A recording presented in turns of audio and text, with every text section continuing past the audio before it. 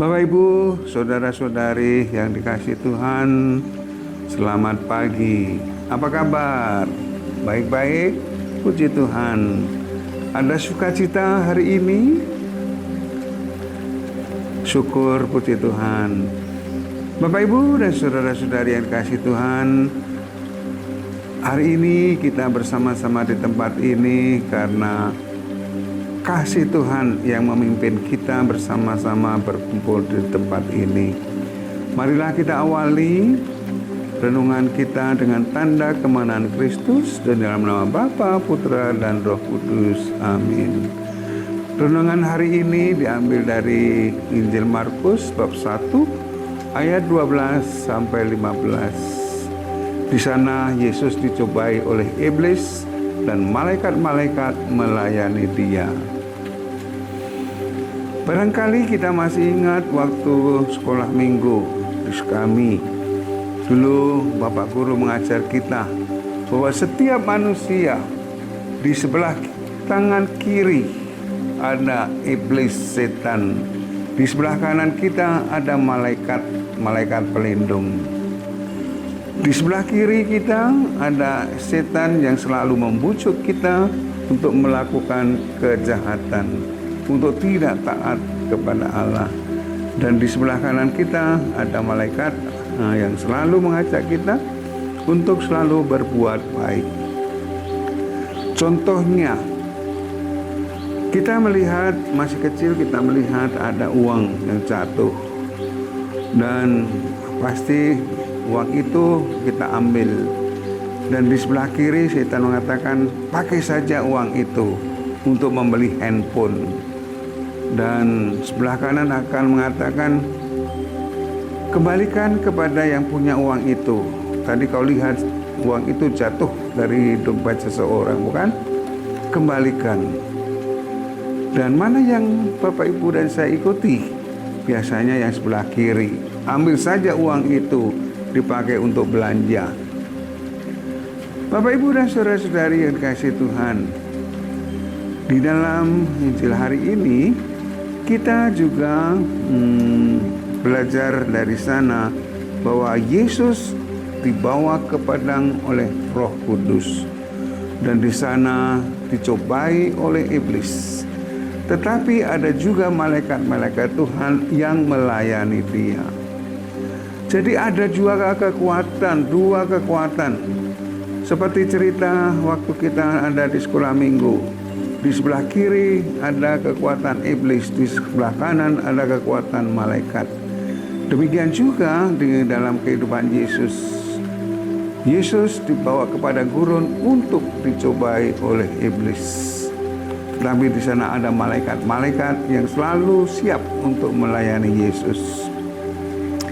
Iblis dengan kekuatannya berusaha menarik Yesus untuk berkompromi dengan nilai-nilai duniawi.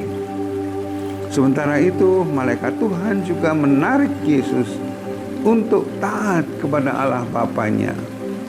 Bahwa Yesus diutus ke dunia untuk menyelamatkan manusia, untuk melayani dan menyelamatkan manusia dari keterpurukan dosa.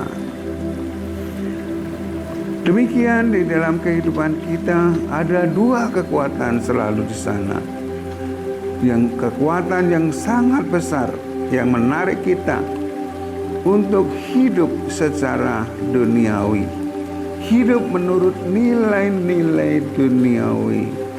Nilai-nilai duniawi adalah yang memberikan kepada kita kenikmatan, kepuasan di dalam hidup di dunia ini. Dan biasanya kita diajak untuk menjauh dari Allah. Kekuatan yang kuat dari iblis ini menjauhkan kita dari Allah. Kekuatan dunia menawarkan kenikmatan dengan membujuk kita tidak mengindahkan ajaran Tuhan, menabrak etika dan moral serta hukum demi kepuasan, demi kenikmatan diri sendiri. Banyak sekali di dalam kehidupan kita yang sering kita lakukan. Kalau kerja dengan gaji sedikit tidak cukup untuk hidup. Kemudian di kantor kita lihat ada banyak uang. Iblis akan membisikkan kepada kita untuk mencuri uang kantor itu. Atau kalau negara, untuk mencuri uang negara. Dengan banyak jalan untuk mencuri uang negara, uang kantor.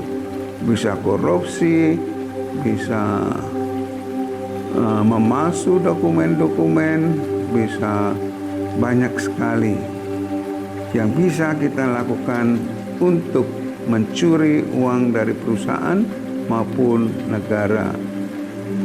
Atau juga kita melihat ada tetangga yang kaya raya dan kita ada iri hati, sehingga ada keinginan kita untuk merampas tanah, merampas kekayaan orang itu.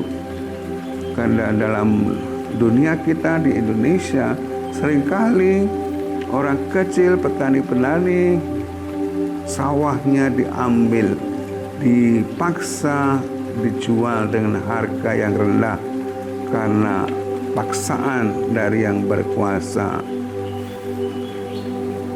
Ada juga yang memanipulasi, memeras, menindas orang lain untuk memperkaya diri.